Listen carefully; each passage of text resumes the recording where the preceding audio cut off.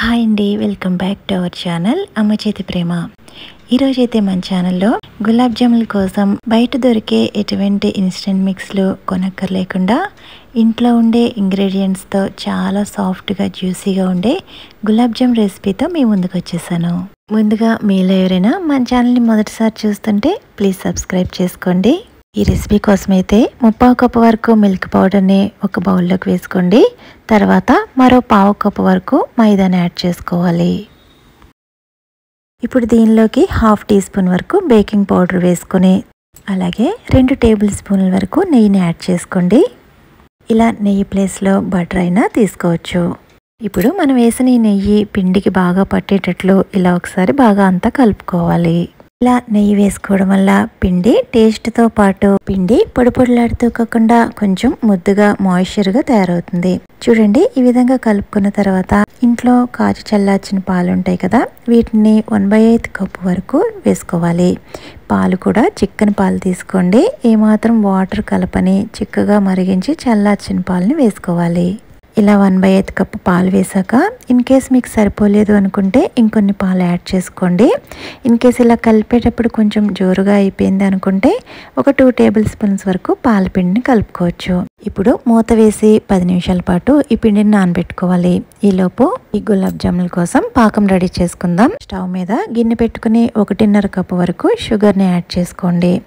మనం షుగర్ ఎంతైతే తీసుకున్నామో సేమ్ క్వాంటిటీలో 1.5 కప్పు వరకు వాటర్ని యాడ్ చేసుకోవాలి. ఇప్పుడు ఫ్లేమ్ని మీడియంలో ఉంచుకుని పంచదార పూర్తిగా కరిగించుకోవాలి. దీనిలోకి 1/2 స్పూన్ వరకు సాఫ్రాను అలాగే 1 టీ స్పూన్ వరకు ఇలాచీ పౌడర్ యాడ్ చేసుకోండి. ఇక్కడ కుంకుమ పువ్వు మీ దగ్గర ఉంటే వేసుకోండి, ఇన్ కేస్ లేకపోతే స్కిప్ చేసేయచ్చు. కానీ ఇది వేయడం వల్ల కలర్తో పాటు మంచి టేస్ట్గా ఉంటుంది. ఈ వాటర్లో పంచదార పూర్తిగా కరిగిన తర్వాత 5 నిమిషాల పాటు మీడియం ఫ్లేమ్లో ఈ వాటర్ని మరిగిస్తే సరిపోతుంది. ఈ గులాబ్ జామ్ పాకం ఆల్రెడీ అందరికీ తెలిసిందే. మనం చేతితో తాకితే కొంచెం చేతికి జిడ్డుగా అలా అనిపించాలి. అలాంటప్పుడు ఇంకా స్టవ్ ఆఫ్ చేసేసి 1/2 టీ స్పూన్ వరకు నిమ్మరసం వేసుకుని ఒకసారి అంతా కలిపి ఈ వేడి తగ్గిపోకుండా మూత వేసి దీన్ని పక్కనుంచుకోవాలి. ఇక్కడ నేను పిండి నానబెట్టి 10 నిమిషాలు అయ్యింది. ఇప్పుడు మూత తీసి చేతికి ఇలా నెయ్యి అప్లై చేసుకుని ఈ పిండిని మరో 2 నిమిషాల పాటు బాగా నీట్ చేసుకోవాలి. ఇలా నీట్ చేసుకున్న తర్వాత మధ్య మధ్యలో చేతికి నెయ్యి రాసుకుంటూ ఇక్కడ చూపిస్తున్నట్టు ఇలా చిన్నగా పిండి ముద్దను తీసుకుని ఈ విధంగా చిన్నగా ఉండే బాల్ సైజులో ఇలా చుట్టుకోవాలి. చుట్టేటప్పుడు కొంచెం 2 చేతుల మధ్యలో కొంచెం ప్రెజర్ ఇస్తూ ఏమాత్రం క్రాక్స్ రాకుండా కొంచెం నీట్ చేసుకుంటూ చుట్టాలి. చూడండి, ఈ విధంగా సాఫ్ట్గా క్రాక్స్ లేకుండా ఇలా చుట్టుకోవాలి. చూడండి, అన్ని బాల్స్ కూడా ఒకటే సైజు వచ్చేటట్లు ఈ విధంగా సాఫ్ట్గా క్రాక్స్ ఏమీ లేకుండా చుట్టుకోవాలి. ఇప్పుడు స్టవ్ మీద కడాయి పెట్టుకుని డీప్ ఫ్రైకి సరిపడా ఆయిల్ వేసుకోండి. ఈ బాల్స్ వేసే ముందు ఆయిల్ మీడియంగా హీట్ చేసుకున్న తర్వాత ఫ్లేమ్ని లోలో ఉంచుకుని ఈ బాల్స్ అన్నిటిని వేసుకోవాలి. ఇక్కడ చూపిస్తున్నట్టు ఇలా స్పూన్తో నెమ్మదిగా అన్ని వైపులా కూడా టర్న్ చేసుకోవాలి.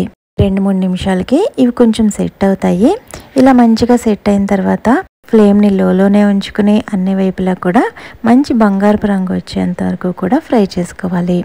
ఎప్పుడు మీడియంలో అస్సలు పెట్టుకోండి, ఎందుకంటే లోపల పచ్చిగా ఉండిపోతుంది.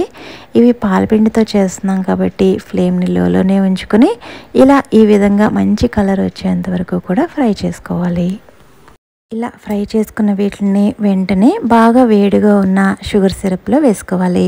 ఇక్కడ షుగర్ సిరప్ ఇన్ కేస్ చల్లారిపోతే కనుక కొంచెం వెయిట్ చేసుకోండి. ఇలా షుగర్ సిరప్లో వేసాక 2 గంటల పాటు వీటిని షుగర్ సిరప్లో బాగా నాననివ్వాలండి.